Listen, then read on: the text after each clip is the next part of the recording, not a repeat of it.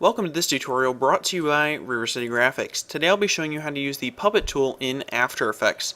So to get started, we're going to actually open up Photoshop and I'm going to be showing you the puppet that I created.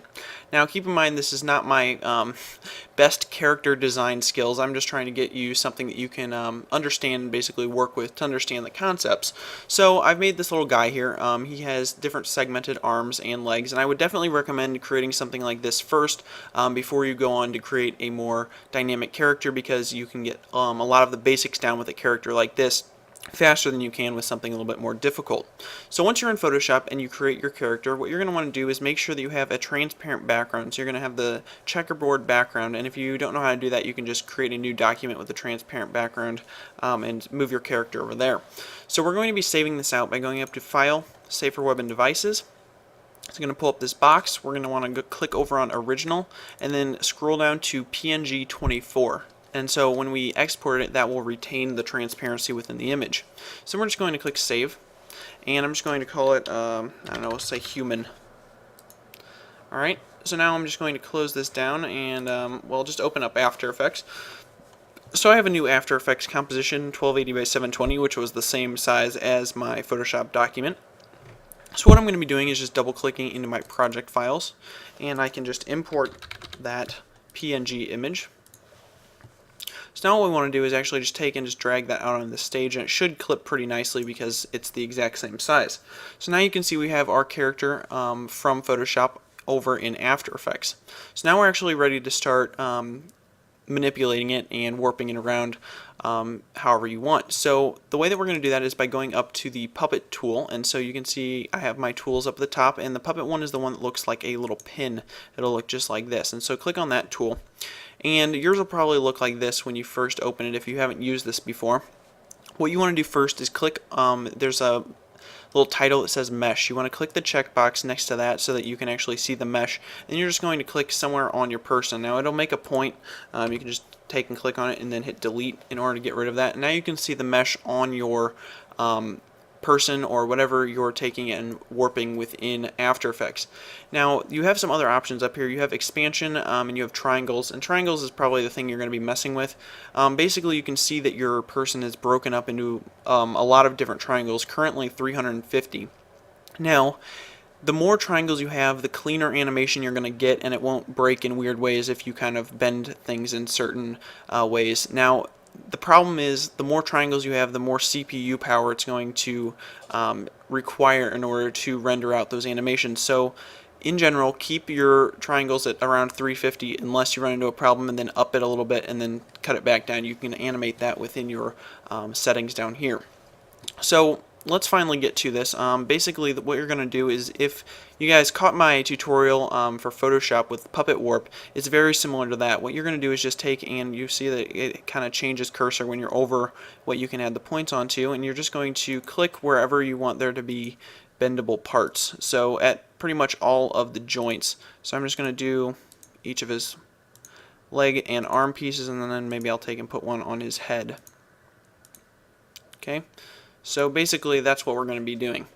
So now what you can do is you can take, and I'm just going to scroll this up so I can show you what After Effects is doing when you do that.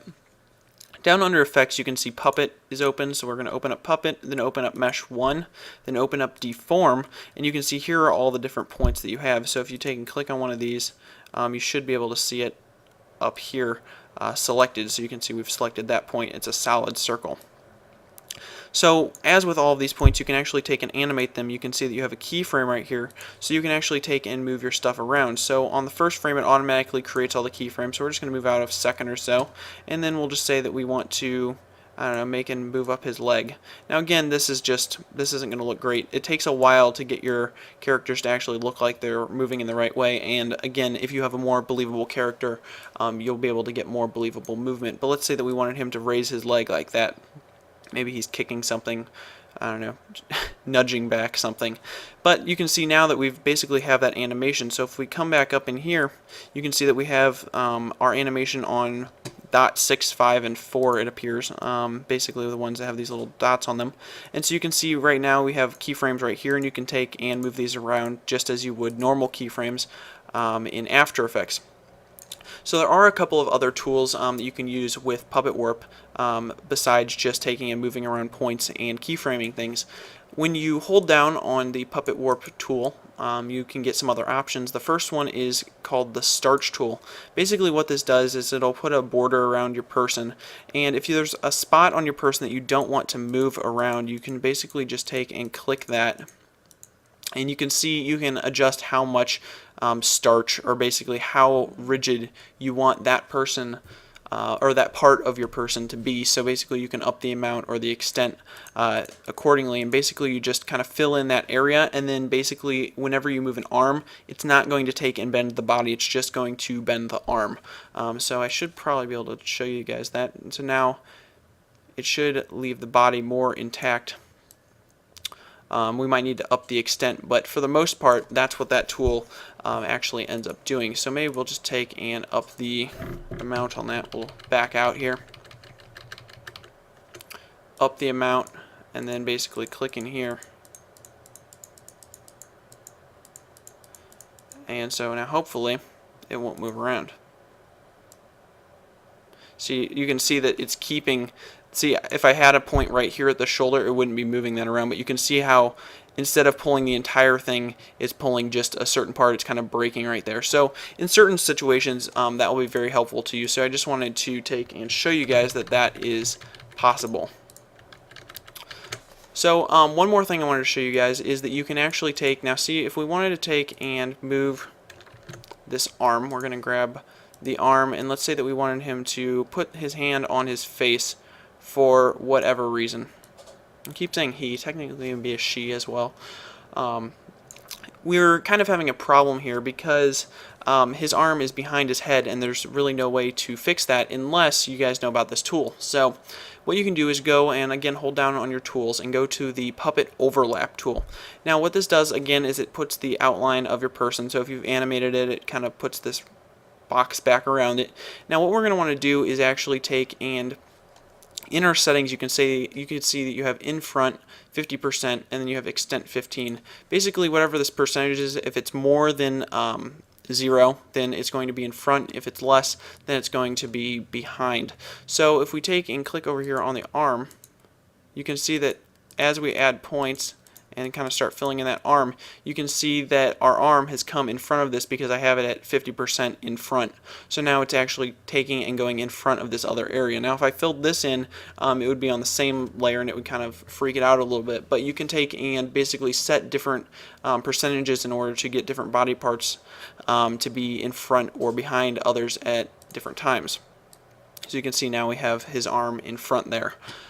So if you were wondering why he has a blue arm, it's basically because if I had a red arm, I wouldn't be able to really show you if it's in front or behind because it would blend in regardless, so that's why he has one blue arm.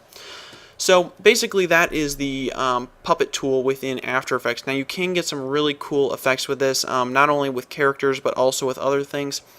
So I would definitely recommend playing around with it. It does take some time to get used to, and it's not always great for all situations. In some situations you might want to go with a more traditional animation type rather than making points like this. But if you're trying to quickly mock something up, or if something like this would suit your style, then I would definitely recommend it. So I hope you guys learned something in this tutorial. I hope you guys have fun with this tool and feature in After Effects. Don't forget to subscribe, rate, and comment, and I'll see you next week with a new video tutorial. Thanks for watching.